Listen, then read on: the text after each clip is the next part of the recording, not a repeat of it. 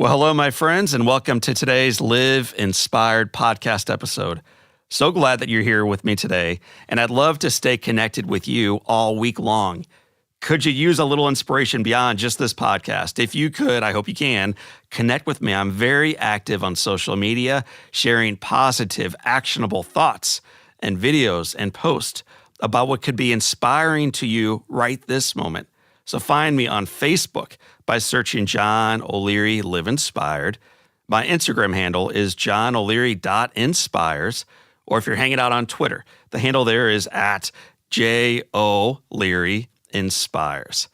Anywhere that you are on social media, we are hanging out as well, and we are sharing news that is elevating for you in your work, in your relationships, and in your life. I'm looking forward to seeing you there. Welcome to the Live Inspired podcast with John O'Leary. John is the #1 national best-selling author of the book On Fire. He's a world-class inspirational speaker, and he's the host of the Live Inspired podcast. John interviews extraordinary individuals on their life story so that you can wake up from accidental living and more fully live your life story. Here's your host, John O'Leary.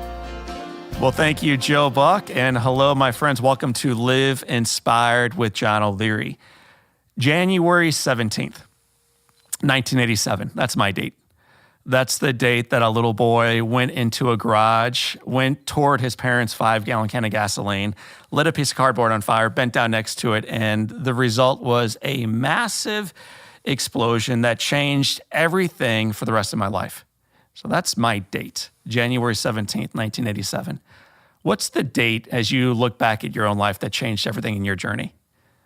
What's the date that maybe you lost something or someone incredibly close to you, or maybe you lost something incredibly valuable to you? Well, for our guests today, their names are Mike and Sarah Flamion. Their date is July 8th, 2016. It's a date that robbed from them so much of maybe what they took for granted before it. It's a date that changed the arc of their marriage, the arc of their health, the arc of their professional life, and the arc of their journey going forward. It's a date that brought them to their knees and almost killed them. And yet today, they're still here. They're still smiling. I asked them as they came in today, how's your day going? And Mike's response was, it was sunny outside. Day's going awesome. My friends, these friends of mine are heroes of mine. They don't know that yet, but they are people in our community here in St. Louis and beyond that we look up to as someone to be modeled. That date is something that has inspired us to recognize the gift of our servants, the risk that they take each and every day in their professional lives, and the truth that we can lose almost everything, but as long as we have breath in our lungs, we are still here to fight for it another day. They are exhibits A and B of this. So today, on our Live Inspired podcast, you are in for a treat as you hear the story, the journey, the life, the joy of my newest friends, Sarah and Mike Flamion. Sarah and Mike, welcome to Live Inspired with John O'Leary. Thank you. Thanks for having us. Man, it is, like, I don't get nervous in interviews. We've done some pretty big interviews with some pretty big folks, including Gary Sinise, Lieutenant Dan. We'll come back to him in a moment because he had a direct impact on your journey. We've met some really cool, big, top-notch talent, and I don't get nervous. I am nervous as can be right now, seated across from both of you, and we'll unpack why that is. But for our listeners today, rather than talking about that date, let's go back a few dates before that. I'd like to hear when you met each other for the very first time. Sarah, when was the very first time you laid eyes on Brother Mike? His best friend is married to my best friend. So when they first started dating, we kind of saw each other off and on. It was kind of casual, said hi, nothing too serious. And then several years later, when they were getting married and we were both in the wedding, we kind of started talking a little bit more, and then started talking a little bit more than that. And then a few months after that, we started dating. We'd known each other for a while. There wasn't really like a love at first sight type of moment. You know, it was just sort of, we never had really talked to each other like in depth until we were kind of in the same place for several days in a row where we got to get to know each other a little bit better. Yeah, that can be a very cool way to do it. I frequently say it's like erosion. It may wear slow, but it wears true. And sometimes that's how love ought to develop. That's certainly been the case for my wife and me. Mike, when you eventually pivoted into this distant friend, this girl on the periphery, into a girl that you spent a couple days with and got to know a little bit better, what was it about Sarah that you began falling for? Just her personality. She was so much fun to hang out with and just easy to talk to. So, and then like she said, our friends are married, so we all just hung out together all the time. And as she said, we just kind of progressively started hanging out more and more, and that the personality of hers just is incredible. So That's awesome. Yeah. And Sarah, for you, as you fell in love with Mike, what was it about our friend? It was the same. He made me laugh a lot. That's kind of one of my big things. I love somebody who's funny, and we realized that personality-wise and sense of humor-wise, we were very similar. So it was funny within, just a few weeks, we would like say the same thing about something, and then we would just crack up laughing. It just sort of worked. Like we just sort of clicked right away as soon as we started hanging out. About what year are we talking about? When did you start hanging out, in quotes? 2012? Is that when? Yeah, probably around there. So we'll go forward from that date, assuming that that's the inflection point when you started actually hanging out together more intimately and more passionately. Before that, though, Mike, you choose law enforcement as your profession. Right. Talk about that. Why did a kid choose law enforcement? It was a couple things. The thought of being able to help and give back to my community, but also I think the adrenaline rush that you could get from that. Just the excitement that every day wasn't going to be the same. I'd never really had the desire to go sit in front of a keyboard in an office all day. I enjoyed being outside, whether it was raining or snowing or it was a sunny day. So I think just all that kind of played together. I have family that was in law enforcement, and talking to them and hearing those stories, it just sounded like an incredible career. When did you graduate the academy? What year? 2006, I graduated. Okay. I started in Baldwin in December of 2014. And just for our listeners tuning in from around the United States and around the world, I grew up in a little community called De Pere, but De Pere buckles up next to a community called Baldwin. So Officer Flamion and I were neighbors for several years. As an officer, and now as a spouse to an officer, Sarah, were you concerned about the work that your husband chose as a profession? Yes and no. I don't get worked up easily over things. So while I say that I was concerned, I knew, the risks of him being a police officer, but I didn't let it sort of bleed into our day-to-day lives and our time together. It was sort of, God has a plan, and I trust God, and he's going to, whatever's going to happen will happen, basically. Obviously, I always wished him well, always prayed for his safety, never forgot to do those things. But, I wasn't stressed out all the time about it. And I know some spouses are, everybody just kind of handles things differently.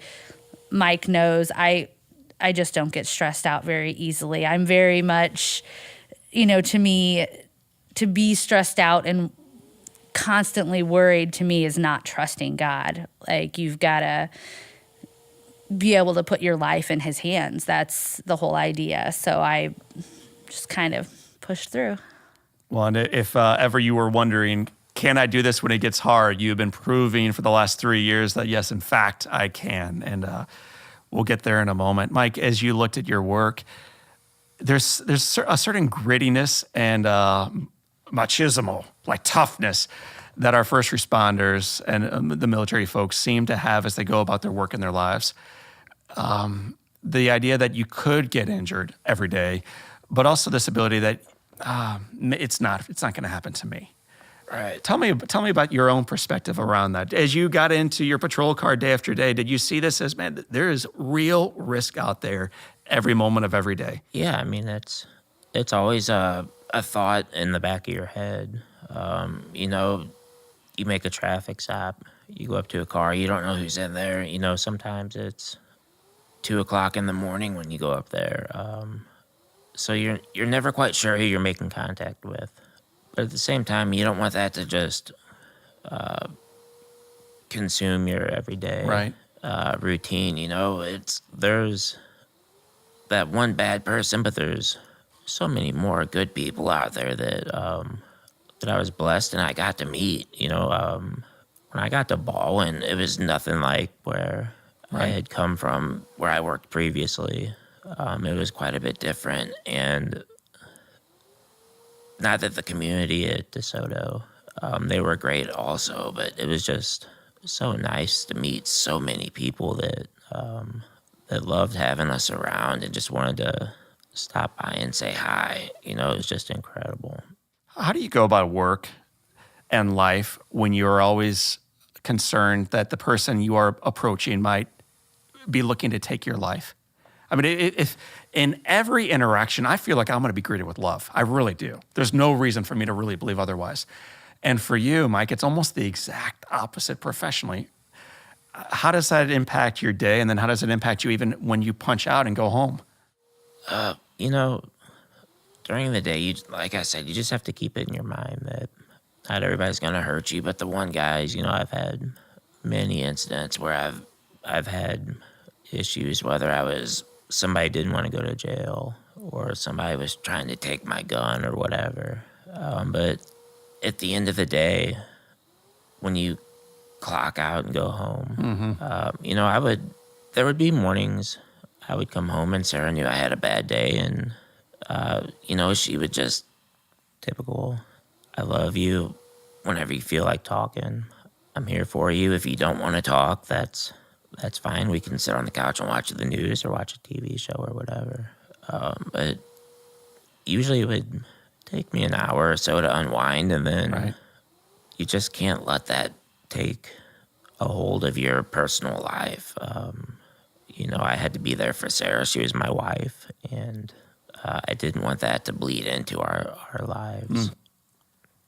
So let's talk about the date itself. I mentioned one of mine is January 17th, 1987, a lifetime ago, but a day that certainly shaped the arc of my life for you as a couple and really for our community. July 8th, 2016, It's a date that certainly changed the two of you profoundly. Sarah, take me back to the morning of. So actually, the morning of, we both left for work. He was working a half a day. We were leaving for vacation with our friends. We had debated not going to work at all, both of us, and just leaving for vacation, but decided that we didn't have to be there till that evening, so we might as well work. So I was working a whole day. He was working a half day. He was going to go home and finish getting the truck packed, and then as soon as I got home, we were going to leave. Around lunchtime that day, I get a phone call from one of the guys on his squad, and then I ended up talking to his sergeant, and he told me Mike was shot and that he was on his way to the hospital. And I have a medical background, so I don't think he really cared for it, but I was asking lots of questions. Where was she shot? Was he conscious? Like I wanted Right. details right then. And of course, they didn't want to give me those details that, he was shot in the neck and they had to do CPR and stuff. They don't want to tell me that over the phone, which I understand. But like I said, from my medical background, I wanted Information. information right away. Luckily, I was maybe a quarter mile away from the hospital he was going to. So my boss actually drove me there, where I found out more details of kind of what had happened. But it's so surreal. Right. Like even looking back and like thinking of myself in that moment, like it still doesn't seem real. Like it still doesn't seem like that all happened. Like Yeah. it's crazy. So Sarah's learning the details of what happened to you. And Mike, you've had now a couple years to learn the details of what happened to you yourself. For our listeners who don't know what happened to you, what happened the day of July 8th? July 8th, I made a traffic stop. During that traffic stop, I was shot. The bullet entered the left side of my neck, just behind my ear. Went between my C2 and C3 vertebrae and lodged in my spine. It immediately paralyzed me, causing my diaphragm to stop, which in turn caused me to stop breathing. I went into cardiac arrest. By the grace of God, that there was a nurse driving down the street that saw everything, and she immediately stopped and began CPR. The guys from my squad, they knew that I carried a trauma kit in my car. They actually got out the quick clot out of my trauma kit and poured it on my neck, which stopped the bleeding, which kept me from, bleeding out on scene. So there was just tons of things that happened perfectly that I'm not quite sure I understand why or how it all happened, but it was the things that needed to happen happened. So To give you the next chance to move forward. But it's only Absolutely. the next chance. It's Right. not Right. it will be no easy journey over the next days, Right. weeks, months, and even years later. Sarah, as you're learning more information, not only about what happened out there in the field and on the street, but what's happening in the hospital. What are you learning medically? Like he just said, I learned that the bullet was lodged in his C2 and C3, and that he was most likely paralyzed and most likely vent dependent. None of that can be confirmed until he's awake, but with the placement of the bullet, they were pretty certain that, Right. The spinal cord had been severely damaged. And so just kind of grasping what that all meant. And then he did have a brain bleed that Right. the other next big concern was brain swelling, which he didn't have any of. The brain bleed slowed quickly, and we didn't have any issues with any of that, which is amazing considering, what we could have been dealing with how high the bullet was. There is shrapnel in the back of his head. The pieces of the bullet kind of went everywhere once it was in there. So like he said, everything that needed to happen for him to survive and not have a brain injury in addition to that is, Right. Everything kind of fell into place the way It's perfectly. that it needed to. Everybody that needed to be on scene at that time was on scene. The paramedics were there within minutes. I think somebody had said that within 6 minutes of the call coming out, he was arriving to Mercy. Oh my gosh. That is insane. They were quick. Everybody did exactly what they were supposed to be doing. You eventually, Mike opens his eyes. He's going to speak to you. What are the first words he's shared? And then how did they make you feel? What he kept asking was what happened. Okay. He was intubated, so he had a tube down his throat. Right. He obviously couldn't move. He couldn't figure out what was going on. He was very confused. He doesn't remember that whole day at work. So to him, all of a sudden he wakes up in the hospital and he doesn't even remember being at work that day. And so for the first probably few days, I just told him he got hurt at work. Yeah. And if he asked what happened, like I'd say you were shot, but I didn't go into any details because I was worried. I didn't want him to give up. I didn't want him to feel like defeated. So I waited until he asked me if he was paralyzed to tell him. So, and I was probably a week into it since he was so in and out with all the medications, at least several days to a week of him being in the ICU. Everything kind of blurs together. But he did eventually ask me if he was paralyzed after noticing the doctors coming in and say, can you feel this? Can you feel this? Can you feel this? And finally I think it clicked in his head well, I can't feel anything, so but the doctors and the nurses were awesome. They were so good to us. They were so good about explaining everything to us. The first day they took me into one of the conference rooms and pulled up a computer and showed me the x-rays of exactly where the bullet was and exactly what was going on. And like I said, since I had a medical background, I kind of understood, and so I was able to follow it pretty well. And, and I knew at that point what we were probably looking at, but there was still a lot of question, about where exactly his function would stop. Would he be able to eat? Would he be able to talk? We didn't know if, his vocal cords, if any of that was damaged. You just don't know until you get there. So we still were waiting, but Mike, when you learn from your wife and from the medical staff that you have been paralyzed, and then I'm assuming your follow-up question is like, to what degree? How serious is this? Right. And I don't remember a lot. And like Sarah said, I remember kind of mouthing, am I paralyzed? But that was kind of the only thing I can really remember during that time. I was so in and out of it that I don't really remember asking much other than, am I paralyzed? When you become even more aware as you farther proceed forward from that date and your memories are clear and the journey forward clear, how do you have the courage to take the next breath and to remain above water and to keep believing that together we can do this? I think it was the support system I had. That every day Sarah was by my side holding my hand. My parents were there. Her family was there. My family, my law enforcement, just so many people coming in and out wanting to see me. I just knew that,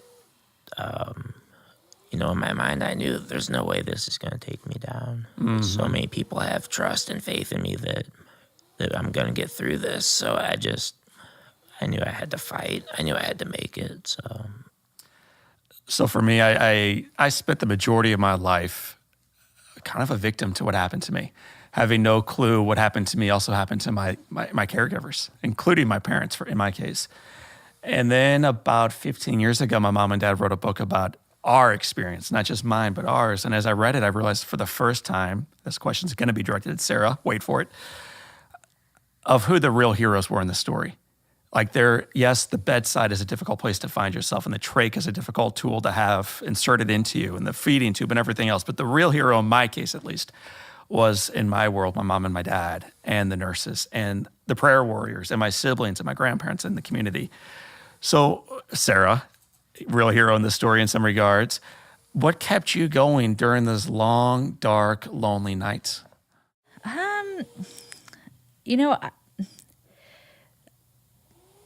Obviously a lot of prayer, like he said, the family and friends and the support from law enforcement.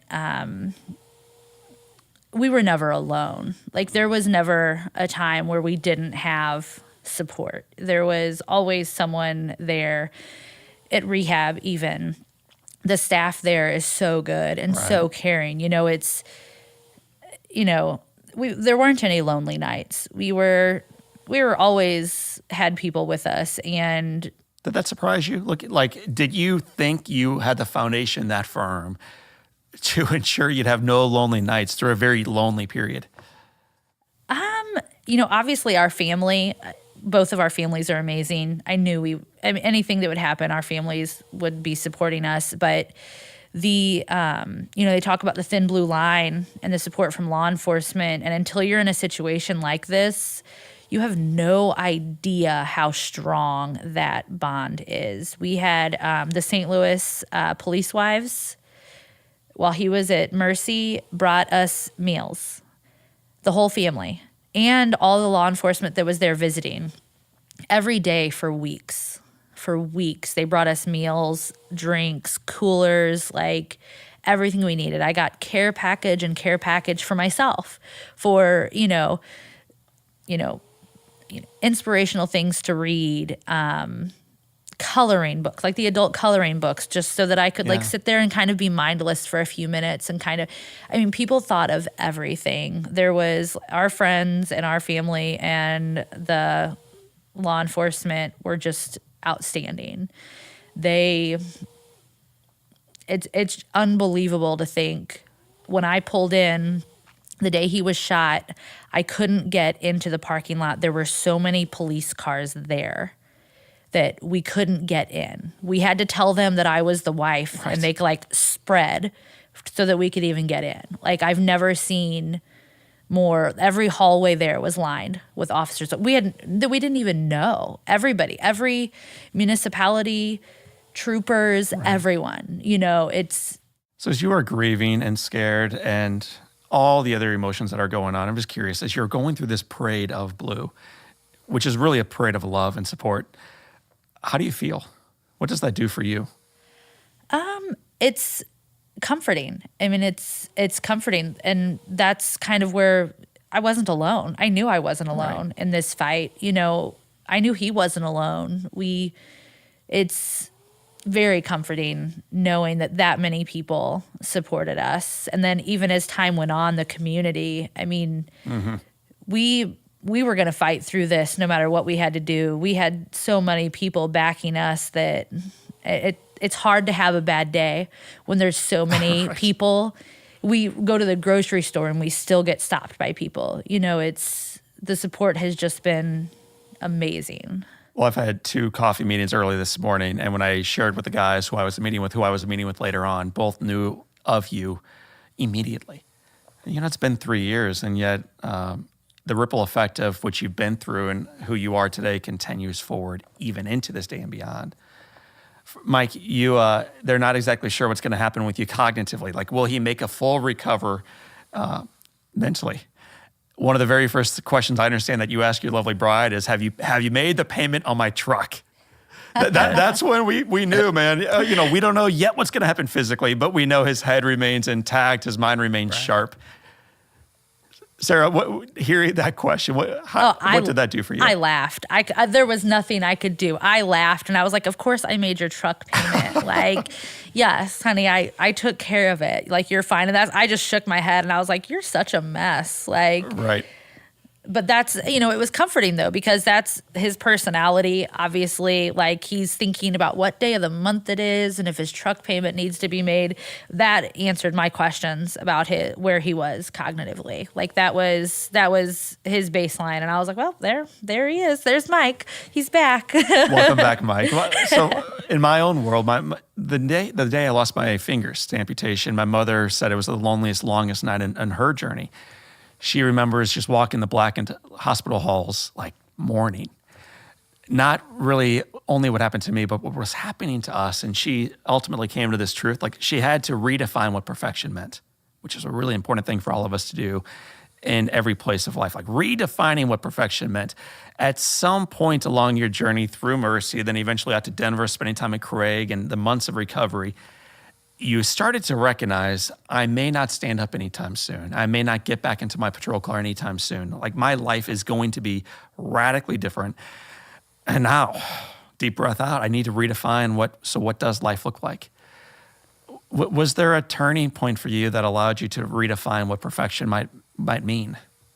I don't know that there was necessarily one certain turning point, but I knew that as we went through the therapy out at Craig, I knew, obviously, what my life was going to be like as I went forward. And so nice. I'm not going to cry. I'm not going to cry. Right now, Siri, for those of you trying to tune in, Siri is just jumping over this conversation.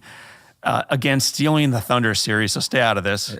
Go ahead, Mike. Sorry for that.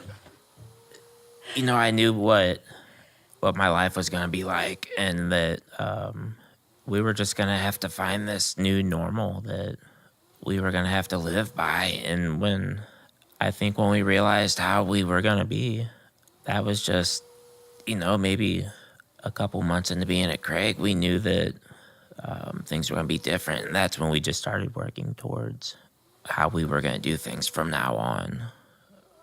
There's a medical side to all of this, of course, that will affect some of our listeners and some of our viewers incredibly. But I think the emotional and relational side is one that affects all of us intimately. All of us will weather our anniversaries, those dates that change everything afterwards. So I'd like to focus on how this thing not only changed you as a couple, but how you chose to come together as a couple and moving forward through the worst, through the struggle. So these recognizations come where our life is going to be different. how do you hold hands again and say, yes, and we're going to tackle this and figure it out together? How do you do that, Sarah? It never dawned on me not to. I mean, from the time he was shot through, it never crossed my mind to leave and not deal with the situation. It was, we'd only been married 2 years. This was our new life. We had a lot of living left to do, and we didn't have time to sit back and, not deal with the issues we needed to deal with. I've talked to some of the other wives I know that are caretakers, and it's funny how everybody's relationship is a little bit different, but myself and a few of the wives that I talked to felt the same. It never, leaving or not dealing with it never even entered our minds as an option. That was, this is our story. This injury, obviously happened to him, but it happened to both of us, and our lives were going to be molded around that and move forward with it. Mike, for me, I always wondered if some girl would find beauty in me. And a girl found beauty in you before you were shot, but then life changed radically for you. And I'm curious, some dark night out of Craig Hospital, was there a moment when you said, will she even show up tomorrow? It never crossed my mind that she wouldn't be there. Just Sarah's personality and the way she is, she's so strongly driven that I knew just that the love that we had between us, that I knew she was going to be there every morning. For me, and this may sound a little bit weird, I felt bad for her because she had to deal with this now. Right. We had so many plans for our future before we got hurt that we had talked about. And I mean, when I got shot, they had just dug the foundation on a house we were going to build maybe a few days before or a week before. So there were so many plans we had, and I just felt absolutely horrible that she now was going to have to deal with this. So, but there was never a thought in my mind that she wasn't going to be there in the morning. What an example. Truly, I mean, to all of us, as we weather the storms of life, both the crisis storms and the monotony, just the stuff that bores us back to sleep and towards separation. Like that, we all go through this stuff, and for you to be unified through this is unbelievable and inspiring. And you're not alone. You talked about some of the nurses. You talked about that team. You talked about that parade of police officers lining the hallways, lining the street. And then you start getting support. A new foundation of your life is about to be poured for you. Talk about Gary Sinise and how they learned first about your story. So Jim Schubert of Schubert Design lives locally, and his wife was at work, and they had heard they were on lockdown when Mike was shot because the guy ran, and they were in the general area. And so as soon as Jim heard the story, he went to the police department, and he laughs because he's like, they probably thought I was some crazy person. He's like, I'm here. I'm from the Sinise Foundation. He's like, and we're going to build them a house. I need to meet them. Right. And that was before, I mean, really he has to have the foundation's permission to do all of that, but he was so worked up about it that it happened, in his hometown and where he lived, that he was determined to make it happen for us. And he did, and he was a godsend. He did so much for us. And then getting to meet Gary Sinise and just his foundation, it's amazing. He's such a great guy. He's so easy to talk to. You see someone on TV and you kind of expect that when you meet them in person, it to be awkward, and sort of silence unless you're like doing an official interview. And he was very warm and just made us very comfortable and was very easy to talk to. His foundation is helping so many people, and we were blessed to become part of that family. It was beyond anything we could have ever thought would happen for us. So we've had Gary Sinise on the podcast, and I thought when we booked him, we just got Lieutenant Dan. Like, I'm like, yes, baby, we got Lieutenant Dan on the air. And then you hear about where his heart is. And as beautiful as Forrest Gump was as a movie or the other work he does professionally, his heart is fully behind the veterans, Gold Star families, our first responders, and of course you, Mike. The foundation eventually gets poured on this home. Take me through the day where you pull up and that big flag that covers this new home is going to be pulled back and you're going to see where you're going to be living now as a couple. Mike, what is that like for you? It was incredible. For me, for the longest time, I couldn't figure out why these people I didn't know wanted to build me a house. But that day that they were going to turn the house over to us, I just remember thinking how lucky we were and how blessed we were that they stepped in to help us. Because the renovations I was going to need for the house for me to get around was going to be something incredible, because the doorways are so small, the hallways are so small in the normal houses. But they stepped in and built this house for us that gave Sarah a little bit of a break. The house that I'm able to run partially by myself, I can change channels and open and close the blinds. I can open and close doors. I mean, it's just incredible. And I was so happy that not only that they stepped in, but that Sarah was going to get a little bit of a break. And she wasn't going to hear me say, hey, babe, can you do me a favor? Can you change the channel? Right. So it was just incredible. And it made me realize how blessed we were. Sarah, we'll come back to the home in a moment, but you're bringing up, Mike, I think something that's kind of been unsaid to this point. The injuries from that bullet, from that day, have radically changed your life physically. How is your life different today physically? What are you able to do, and what aren't you able to do? Physically, I'm not able to do very much. I can use my computer. I have a setup on my computer. I can wheel up to my computer and use it and mess around, but a majority of things I have to have Sarah or somebody help me with. Things as simple as eating, or if you have an itch on your face, or if the simplest things that you take for granted now, I have to have somebody help me with. So My understanding that it's the collarbone down.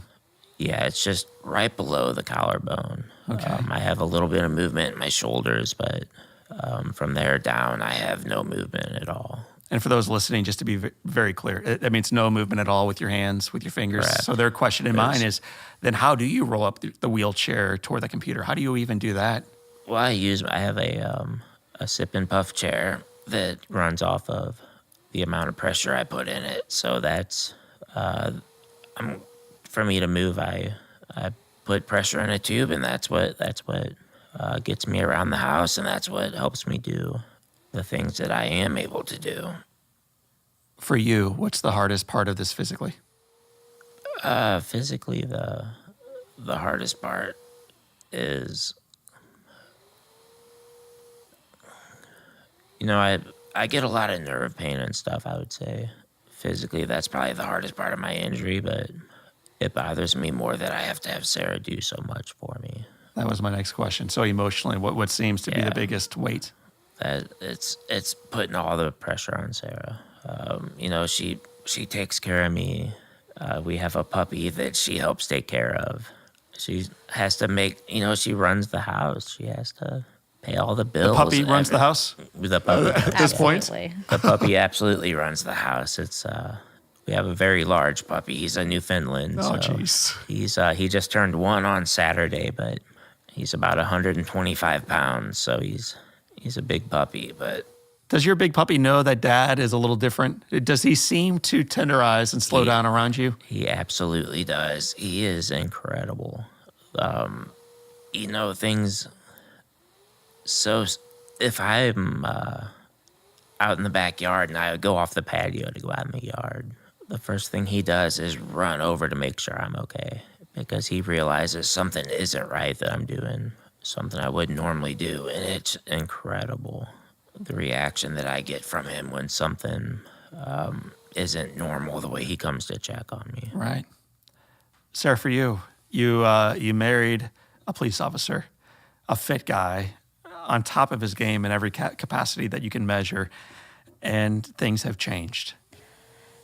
Yeah, things definitely have changed. But our relationship hasn't changed. You know, we both talked at the beginning, what attracted us to each other was personality and sense of humor. And that's still here. That's not gone. That was the big thing for both of us, that we got along so well and made each other laugh. And it's physically, obviously, things are very different. Taking on the role as his caregiver as well as his wife, but we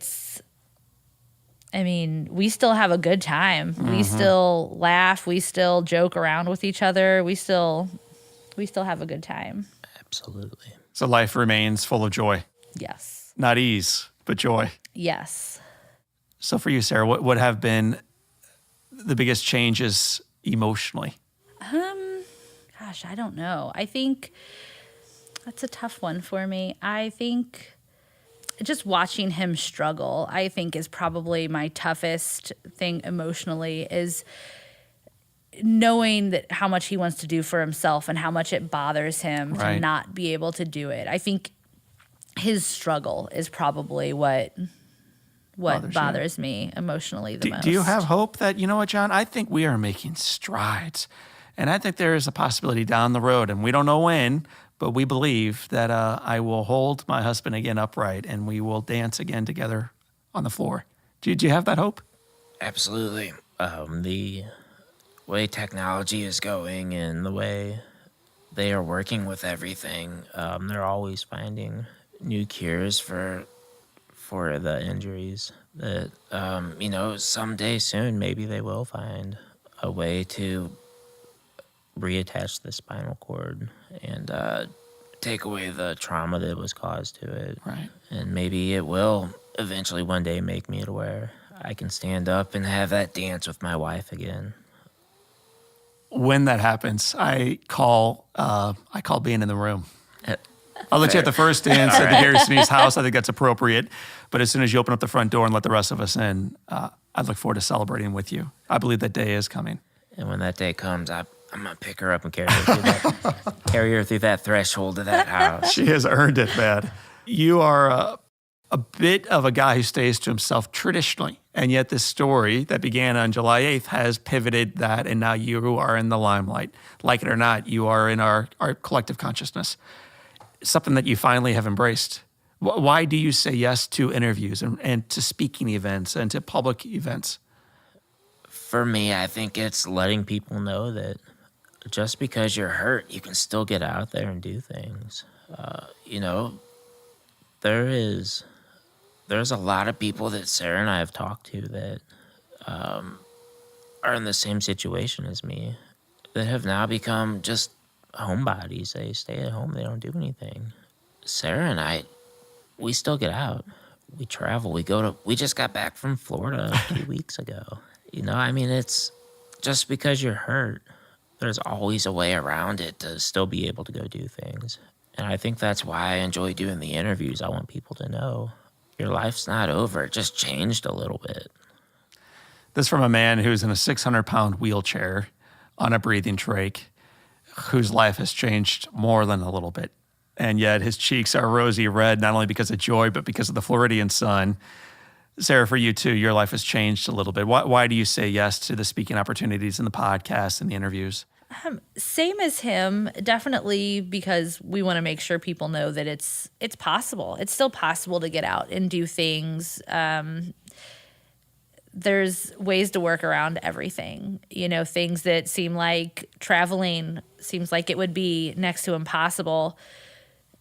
We make it work. You've got to, it takes a little planning for sure, but it can happen. And, and the other thing that I had mentioned earlier today is the support that we've gotten from everyone, I feel like we owe it to them to do some of these interviews to make sure they know how thankful we are and to keep them up to date with how we're doing. And it's all because of them. It's all because of the support of all of these people and all these foundations. They definitely made our lives easier, and just making sure that they know how thankful we are for everything they've done. We hear the term backstoppers a lot, and I think for the most part, few of us really know what that is, who they are, or what they do, and now you've become intimately familiar with them.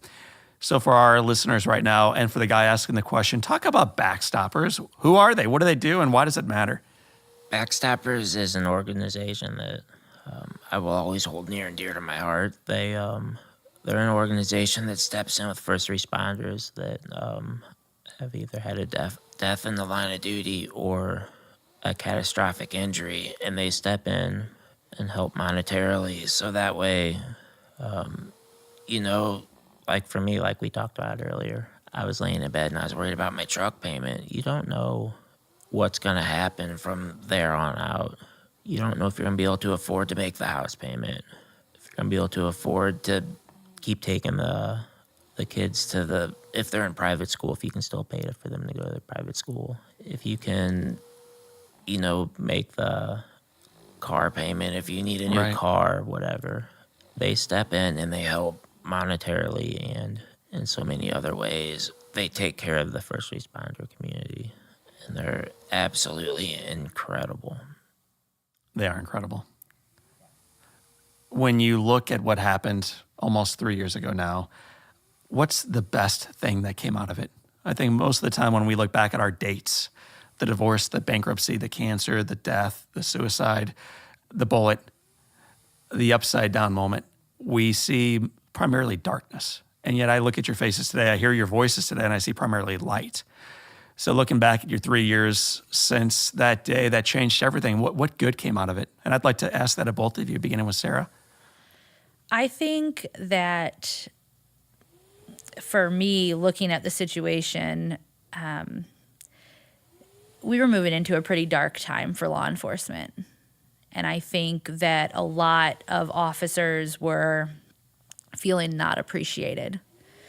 And I think that after this happened and the community showed such great support for Mike after being injured, I think that it kind of gave all the officers kind of a breath of fresh air. I think they were like, okay, they do love us.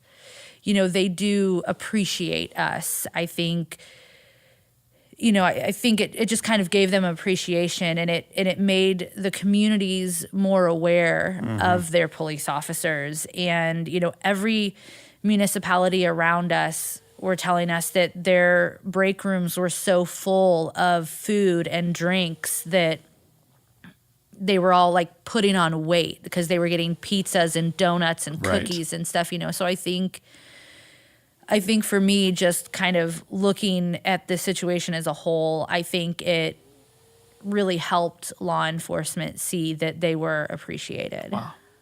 Thank you. And so true. Mike? I think for me, one of the best things that came out of it, and I don't mean for this to be kind of a selfish answer, but it pushed me to see how strong I mentally was to deal with this, with the injury I got from the injury. It made me realize that I can still go on. Right. So I think that was the best thing that came out of it for me. Thank you. Many folks who go through their own storms, whether that's an accident, a gunshot, a loss, whatever it may be, wonder how in the world they're going to take the next step forward, and should they?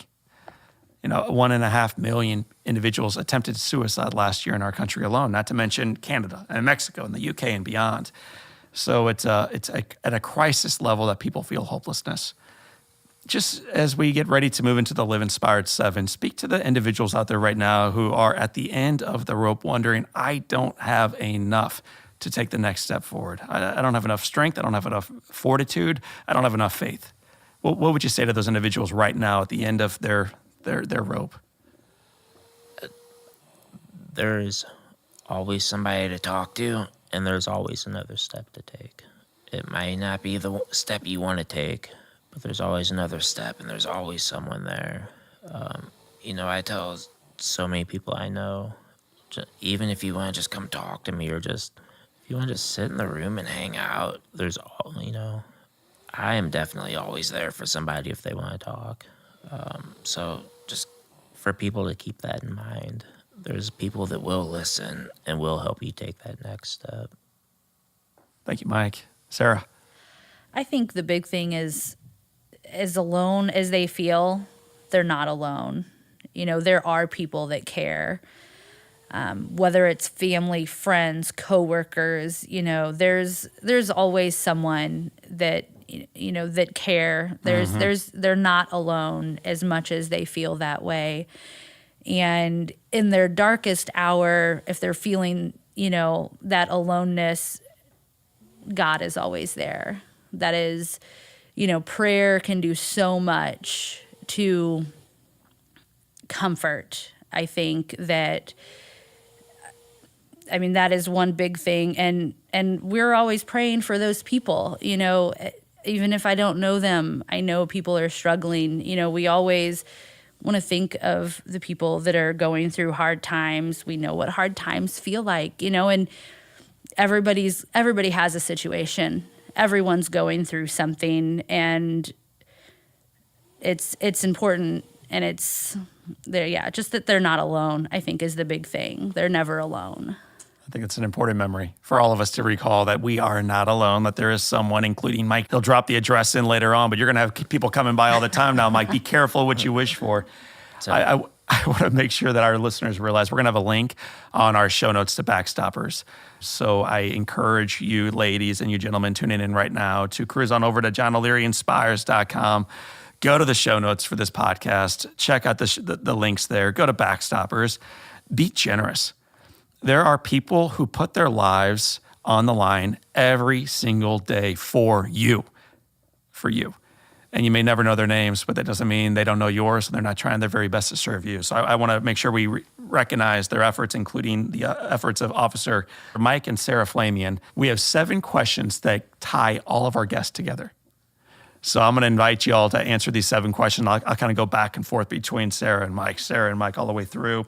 But the very first question, Sarah, what is the best book you've ever read? Oh, goodness.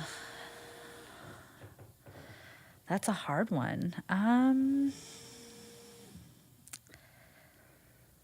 think recently, since Mike's injury, I read Why Forgive. Oof. And so Steve McDonald was a patient at Craig where we went. And the phlebotomist actually gave us a copy of that book because he thought we should read it.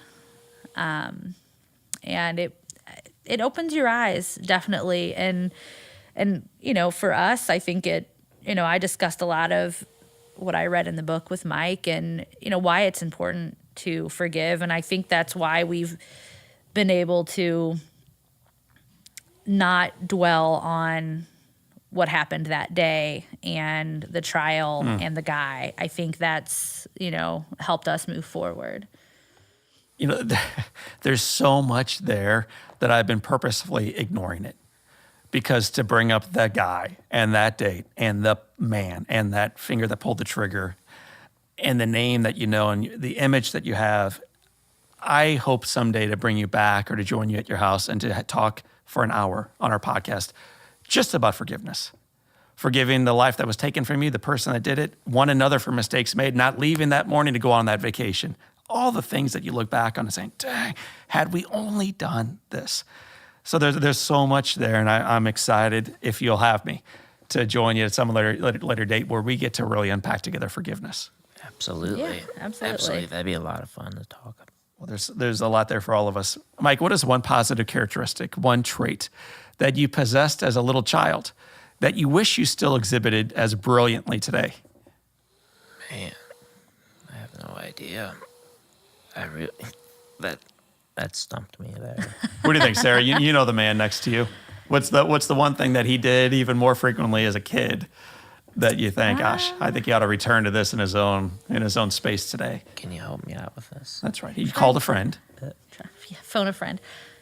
Kids in general, faith and trust comes so easy, and I think that as much as he does a very good job with that now, it also working in something like law enforcement, Yeah. you're a little bit more skeptical, I guess.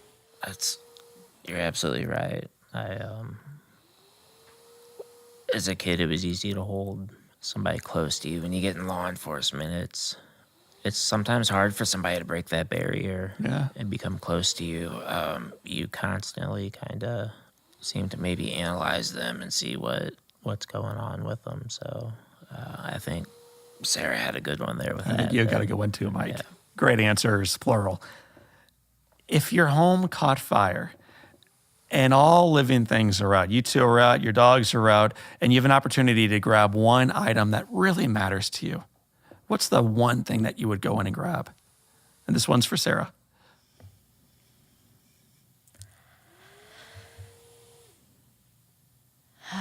I don't know. I'm trying to think of some of the stuff that I have in there. I am less attached to physical things. I emotionally don't attach to physical things as much as he does, honestly. Then how about we pivot? You call a friend. Mike, if you could have Sarah run in and grab one item for you, what's the one possession that you want her coming outside with? I think for me, it would kind of be an either or. I would want you to grab the our engagement picture off the wall, That's a good one. or the cross we bought on vacation that we both absolutely just love, that we've never seen anything like it. Would you mind taking a picture of that cross and letting us post that along with the show notes next to the absolutely. backstopper link so people Absolutely. can see Yeah. what Sarah just came out of that house with? We'll leave the engagement picture there. You're coming out with a Right. cross now. We want to see a picture of it. Mike, if you could sit on a bench back in Florida on a gorgeous day and have a long conversation with anybody living or dead, who would you want to be seated next to you? There's so many people, I'm trying to narrow it down. Anybody that was in the military overseas that had passed away, just because I would want to thank them and tell them how much I just absolutely appreciate what they've done for us. I know a lot of people probably think more along the lines of celebrity or something along that, but I just a random person from the military I'd like to thank for what they did. Thank you. Sarah, what's the best advice you've ever received? I've received a lot of good advice from people. I think my cousin Shelley, I think just before Mike and I were married, her and I have always been very close. And she always told me, marriage isn't easy, and gave me a lot of relationship and marriage advice. And I think that she really kind of got me ready for marriage. She talked about how important communication was and, made sure that I knew that it's not a fairy tale. It's not,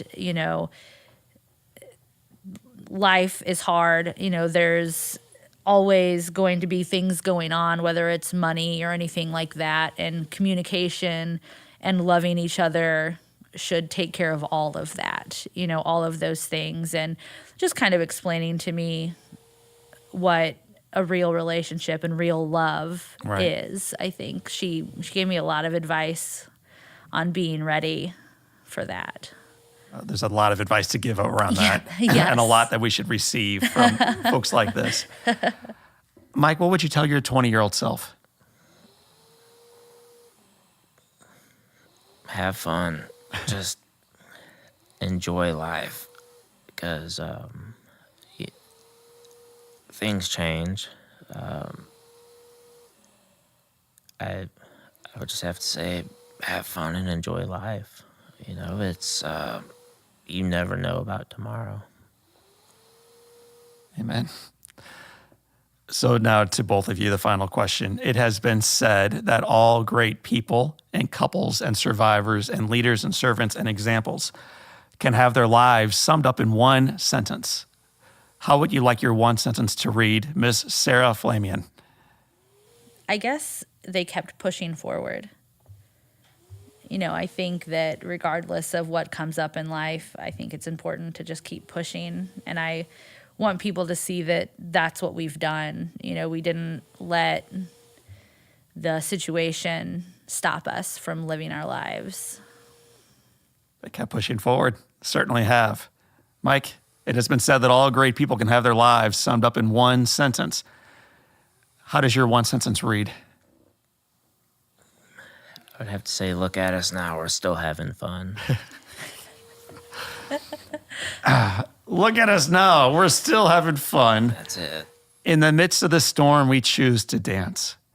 And my friends, I'm telling you right now, less than 3 years into a pivotal moment in their lives, if this couple can look at each other with the love that I see seated across from me and the joy I see seated across from me, it's an example not only to me, but to every one of you listening right now, that there remains an awful lot of reason for joy in your own life today.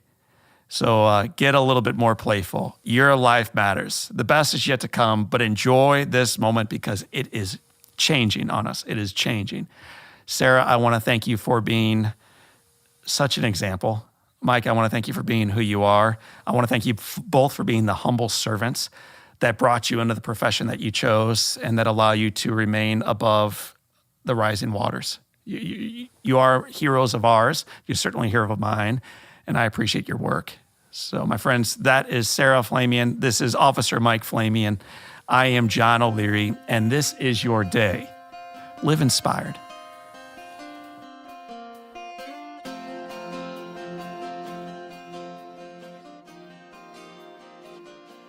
Okay, guys, I know what you're thinking. John, we get it, man. We get it. Rate and review the podcast.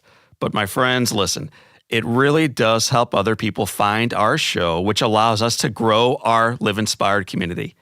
Don't you want to help other people feel fired up about their lives just the way that you feel fired up about yours? So please go right now to Apple Podcast or anywhere that you listen to your show and give us a 5-star rating, and then go ahead and share what you enjoy most about the Live Inspired podcast together. We can make a difference.